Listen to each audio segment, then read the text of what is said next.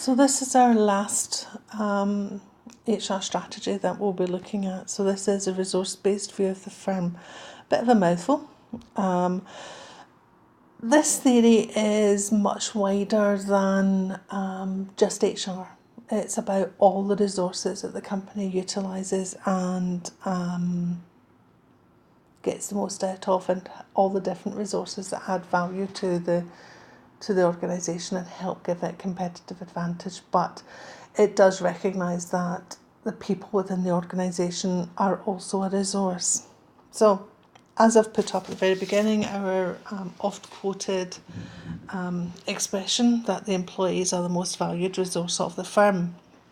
So, as I said, this is a theory where this actually comes from and is the key focus from an HR perspective looking at this theory. But as I said, at its widest, it covers all the resources, so finance, materials, whatever it is. If a company is producing high quality goods that are more exclusive, then those products themselves will also add value to the organisation, their reputation, their image, but the staff are also important. Okay, so if you were adopting this policy, this strategy rather, you would probably want to carry out an internal analysis. So the two theories we looked at so far tend to look at external factors. So they'll look at carrying out a steeple analysis. With this one, you're actually more focused on carrying out a SWOT analysis. So you're identifying what are the strengths and weaknesses of the organisation.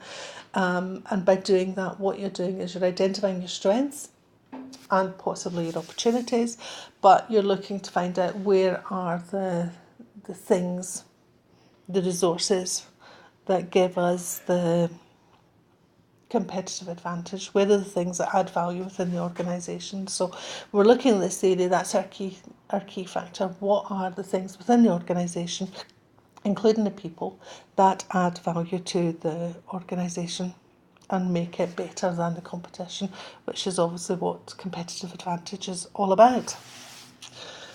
So if we think about, as I said right at the very beginning, I think in the introductory video that I made, this theory is contemporary.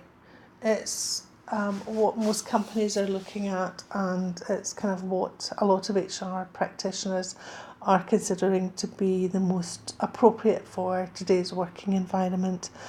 In an environment where we have a lot of knowledge workers, we can see that it's really important that the knowledge that those employees retain has to be kept within the company, and that's really where the value is, because if they have their knowledge in their head and it's not shared, they leave the company, they take that knowledge with them. So that knowledge is unique, and the company has to do what it can to keep those people within the organisation.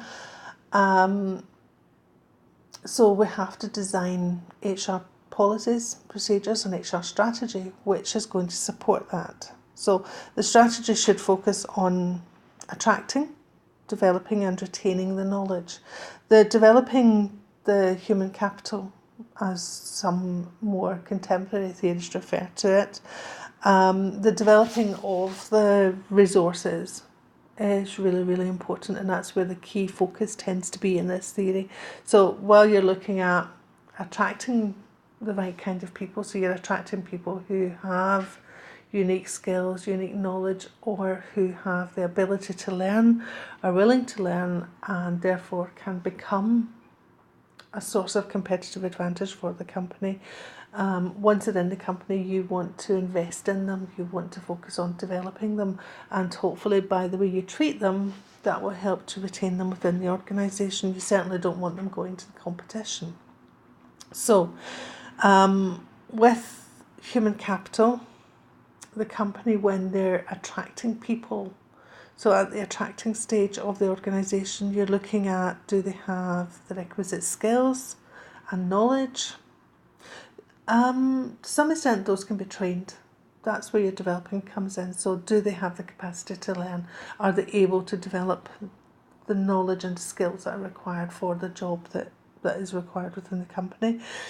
Do they have the attitude? Do they have the right kind of attitude? And do they have the correct competences that you're looking for within the organisation? So got to make sure you're bringing in the right people to start with. There's also a bit of a debate in the resource-based view literature that who are actually this human capital. Is it all staff? Is it a select group of staff? Is it your senior managers? There are various views of this, but if you want to take it at its widest, resource-based view of the firm, if your employees are the people who add value to the organisation, who give you competitive advantage, why would you not have employees that are going to contribute to that? So I would argue that all employees should add value to the organisation, or there's something wrong with employees that you have. Your employees should all be adding value, so it should relate to all employees, not just the select few. Also, if you have a select group who are treated differently, you're going to alienate a lot of your other staff and they may leave, giving you other problems which would be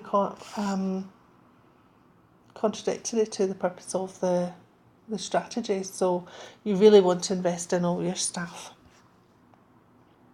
Okay, so to get competitive advantage, the model of the resource-based view of the firm applied to HR says that the people, the human resources, should add positive value to the firm. So they've got to add value at its basic. It's really important that they are actually making a difference.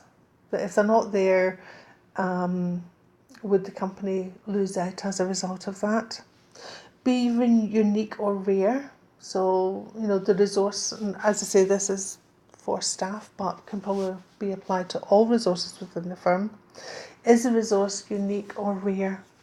And that kind of links in with the next one, that it can be imperfectly inimitable. In other words, it's difficult to imitate.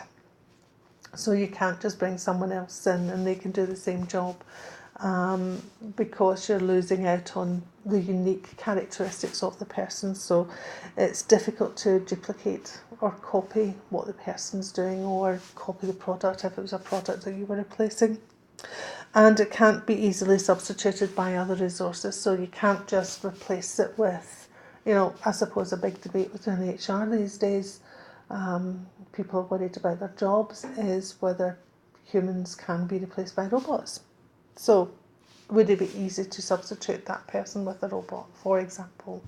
I know it's perhaps an extreme example, but that's what we're talking about with substitution here. We're talking about replacing it, taking away that resource and putting in something else. So if we talk about iPhones or something like that, is it easy to take away an iPhone and put in a different phone? The customers would be happy. It might work if it's a pen or a pencil or something like that, but there are some products that would be much more difficult to sort of just put in a substitute and people will be perfectly happy and just accept that. So the resource-based view of the firm says that your staff have to be different, they have to stand out from the competition. So really you should be attracting people who are special to start with, and then you want to keep them because they're going to be difficult to replace. Okay, so that's the resource-based view of the firm. And as I said right at the very beginning, resource-based view of the firm sees people as a resource to be developed rather than an expense. So sometimes with the other two theories, best fit and best practice, the focus is more on competitive advantage, driving profits, achieving for the organisation, that the people are there just to be managed and manipulated, so they're delivering for the business.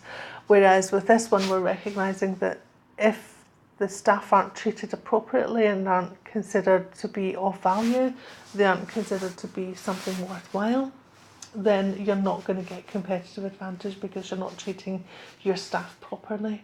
So the focus with this one is much more on the staff first, and then saying, you know, if you want competitive advantage, if you want to be successful, you have to have the best staff to start with. If you don't have that, you're not going to be successful. So that is us finished our tour of the various HR strategies. I hope the videos have been useful, and I'll see you all in class after the Easter holidays.